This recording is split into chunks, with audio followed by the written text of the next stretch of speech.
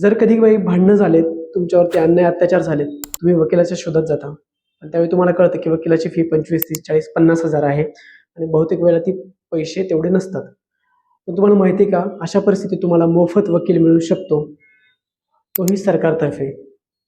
तर त्यासाठी तुम्हाला काय करायचं आहे, प्रत्येक जिल्ह्याला जिल्हा विधी सेवा प्राधिकरण असतं, त्याला डिस्ट्रिक्ट लीगल सर्व्हिस अथॉरिटी असं म्हणतात. जिल्हा विधी सेवा प्राधिकरण, ज्याचं नाव पण इथे मी दिलंय, तुम्ही तुमच्या जिल्ह्याचं नाव टाकून डिस्ट्रिक्ट लीगल सर्व्हिस अथॉरिटी किंवा विधी सेवा प्राधिकरण असं सर्च करू शकता. त्यांची वेबसाईट पण येईल आणि ॲड्रेस पण येईल.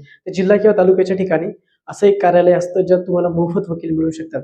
आणि कायदेशीर मदत हवी असेल मोफतपणे, तर हा नंबर आहे 15,100, ज्यावरती तुम्हाला पूर्ण भारतभरात कुठेही कायदेविषयक माहिती कॉलवरती मिळते, तेही मोफत.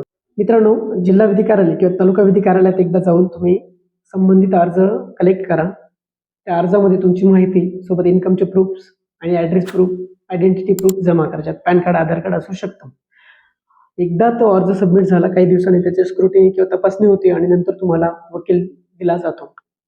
अशा मोफत वकील मिळतो, ही महत्त्वाची गोष्ट आहे. अशी माहिती तुमच्या मित्र, नातेवाईक आणि जे शेजारी लोक त्यांच्यापर्यंत पोहोचवा. आणि अशा लिगलच्या महत्त्वपूर्ण टिप्स, ट्रिक्ससाठी कायदा मित्राला फॉलो करा, लाईक करा, शेअर करा, सबस्क्राईब. Thank you so much.